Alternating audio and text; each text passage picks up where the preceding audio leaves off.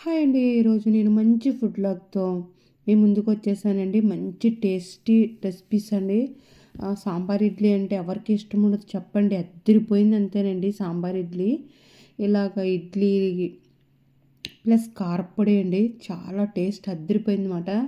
యాక్చువల్‌గా ఇడ్లీ, నెయ్యి, కారప్పొడి ఏ కారప్పొడి కాంబినేషన్‌లోనే అద్దిరిపోతుందండి. కరివేపాకు పొడి, ధనియాల పొడి ఇది కారప్పొడి అండి. నెల్లూరు స్పెషల్ కారప్పొడి అనమాట. ఇందులోనే టేస్ట్ అదిరిపోతుంది. ఈ కారప్పొడితోనే మనం ఇప్పుడు దొండకాయ ఫ్రైలో కూడా వేస్తామండి.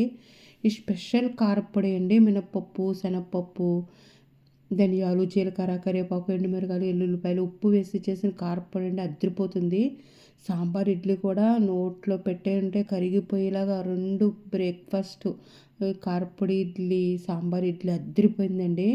బ్రేక్‌ఫాస్ట్ అయితే చాలా చాలా సూపర్ అండి. నెక్స్ట్ లంచ్‌కి అయితే ఇలాగ దొండకాయ ఫ్రై అండి. కారప్పొడి, లాస్ట్‌లో వెల్లుల్లి, కొబ్బరి వేస్తామన్నమాట. మొత్తం టేస్ట్ అంతా దానివల్లేనండి. నా స్టైల్‌లో నేను ఈ విధంగా చేశాను. కొబ్బరి వేసి, కారప్పొడి వేసిన దొండకాయ ఫ్రై అద్దిరిపోయిందండి. వేడి వేడి అన్నంలో తింటే చెప్పలేమండి. నిజంగా అద్దిరిపోయిందనమాట. ఈ దొండకాయ ఫ్రై అండ్ విత్ దీని కాంబినేషన్ మళ్ళీ సాంబారు. ఈ ఇలా అయితే లంచ్ అయితే చాలా చాలా బాగుందండి. అద్దిరిపోయింది. ఇప్పుడు మనము సాంబారు అందరికీ తెలిసిందేననుకోండి. చాలా ఈజీగా అయిపోతుందండి. సాంబార్ కూడా ముక్కలు కోసుకోవడం రెడీ తరువాయి. లేతగా ఉంటాయేమో త్వరగా ఉడికిపోతాయి. నేను విజిల్ ఏమీ వేయించలేదు. ఇలా వాటర్ పెట్టేసుకొని పాత్రలో పసుపు, కారం ముందేసేసాను. తర్వాత ముందు ఆనగ ముక్కలు వేసి 1 మినిట్ అయిపోయిన తర్వాత అందులో ఉల్లిపాయలు, పచ్చిమిరపకాయలు, టమాటా ముక్కలు, బెండకాయ ముక్కలు, వంకాయ ముక్కలు అన్నీ వేసి ఉడికిపోయిన తర్వాత చిన్న సైజు నిమ్మకాయ సైజు అంత చింతపండు నానబెట్టానండి. ఇలా 2 కప్పులు చింతపండు జ్యూసు, ఇలా పప్పు కూడా వేసేసుకుంటాము. ఆ టమాటా పులుపు, ఆ చింతపండు పులుపుతో సాంబార్ అద్దిరిపోతుందండి.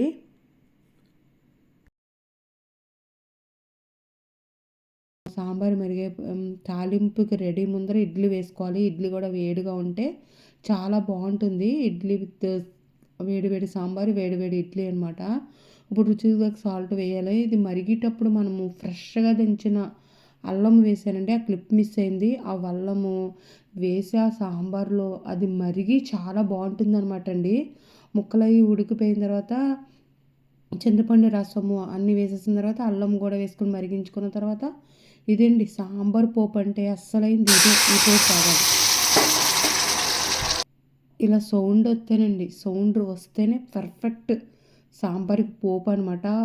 మొత్తం ఇల్లంతా గుమాయించాలండి ఆ పోపుతో. ఎమ్మి ఎమ్మి అద్దిరిపోయింది అంతేనండి. బ్రేక్ఫాస్ట్లోని సాంబారు లాగించేసాను. ఆ తర్వాత లంచ్లో కూడా ముక్కలన్నీ వేసుకుని తింటేనే నాకు సాంబార్ ఇష్టమండి. ఓన్లీ ఎక్కువ ముక్కలు వేసుకుంటామన్నమాట. ఆ ముక్కలు రసము లేకపోయినా నేను ఆ ముక్కలన్నీ వేసేసుకొని ఆ ముక్కలతోనే రైస్తో తినేస్తానమాట అండి. ఇలా సాంబారు ఇట్లయితే పొద్దున బ్రేక్ఫాస్ట్కి, లంచ్కి కూడా సాంబారు చాలా అదిరిపోయిందండి. ఇప్పుడు దొండకాయ ఫ్రైకి కావాల్సిన పదార్థాలన్నీ ఇలా రెడీ చేసుకుందాము. పాన్ పెట్టుకొని ఆయిల్ వేసుకొని వేరుశెనగ గుళ్ళు, జీడిపప్పులు వేయించుకొని తీసుకుని పక్కన పెట్టేసుకుందామండి.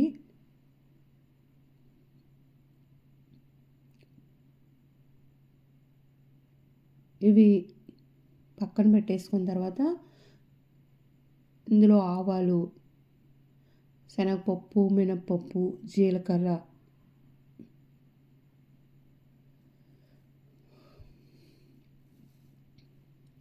ఇలా ఈ మినప్పప్పు, శనగపప్పు వేగిన తర్వాత ఇందులో ఎండుమిరగాయలు, కరివేపాకు కూడా వేసుకుని వేయించుకున్న తర్వాత ఇందులో మనం పచ్చిమిరపకాయ చీలికలు కూడా వేసేసుకుందామండి.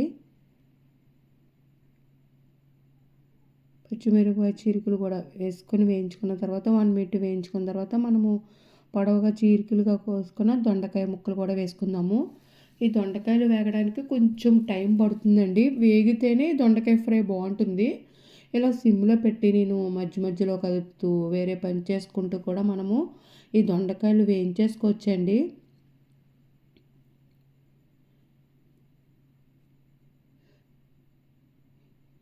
మధ్య మధ్యలో కదుపుకుంటూ ఉండాలి. నూనెలో ఇలాగా కొద్దిగా ఆయిల్ ఎక్కువే పడుతుందనుకోండి. ఇప్పుడు కొద్దిగా పసుపు కూడా వేసుకొని కలిపేసుకుందాము. కలిపేసుకొని ఇందులో నుండి టేస్ట్ వచ్చింది మొత్తం అంతా దీనివల్లేనండి. హాఫ్ అయితే కొబ్బరి చెక్క ఇలా ముక్కలుగా కట్ చేసుకుని మిక్సీ పట్టేసాను ముందు. ఇంత వెలుచుకున్న వెల్లుల్లిపాయ గుళ్ళు. ఇది నెల్లూరు స్పెషల్ కారప్పొడి అండి. ఈ కారప్పొడి నేను డిస్క్రిప్షన్లో లింక్ పెడతాను. మన రాణి టాక్ ఛానల్లో ఉంది. అద్దిరిపోయిందండి నిజంగా. మామూలుగా అందులో మిక్సీ పట్టకపోయినా ఫైనల్గా వేసుకోవచ్చు. నేను ఇందులో అయితే మొత్తం మిక్స్ అయిపోతుందని ఇందులోనే కారప్పొడి కూడా వేసి వెల్లుల్లి కొబ్బరి మిక్సీ పట్టేసాను అనమాట అండి. ఇప్పుడు సాల్ట్ వేసుకొని రుచి చూసేసుకుందాము.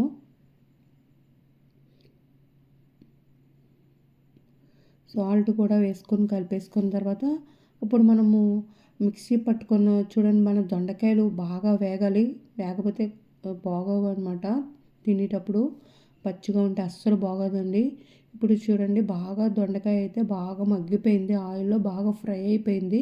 ఇప్పుడు మనం మిక్సీ పట్టుకున్న కొబ్బరి కారం పొడి, నెల్లూరి స్పెషల్ కారప్పొడి అండ్ వెల్లుల్లి ఈ ఫ్లేవర్తో నిజంగా అదిరిపోయిందండి దొండకాయ ఫ్రై అండి. మొత్తము రైసు దీంతోనే తినాలనిపించేసింది అనమాట. టేస్ట్ అంత అదిరిపోయిందండి.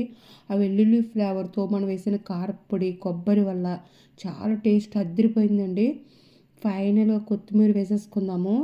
ఎమ్మి ఎమ్మి కా మంచి టేస్టీగా ఉందండి. దొండకాయ ఫ్రై రెడీ అయిపోయింది. మీరు యాజ్ ఇట్ ఈజ్ ఒకసారి ట్రై చేయండి. ఫైనల్గా మనం గార్నిష్ చేసేసుకుందాము. వేయించుకున్న వేరుశెనగ గుళ్ళు జీడిపప్పులు వేసి ఇలా ఫుడ్ వ్లాగ్ అయితే ఈరోజు అదిరిపోయిందండి. సూపర్ ఫుడ్ ఎంజాయ్ చేస్తాము. Morning breakfast sambar idli with కారప్పొడి విత్ నెయ్యి నంచుకుందండి. ఇడ్లీ అదిరిపోయింది. తర్వాత లంచ్లోకి సాంబారు దొండకాయ ఫ్రై అదిరిపోయిందండి. మీకు కనుక ఈ వీడియో నచ్చితే లైక్ చేయండి, షేర్ చేయండి, సబ్స్క్రైబ్ చేయండి.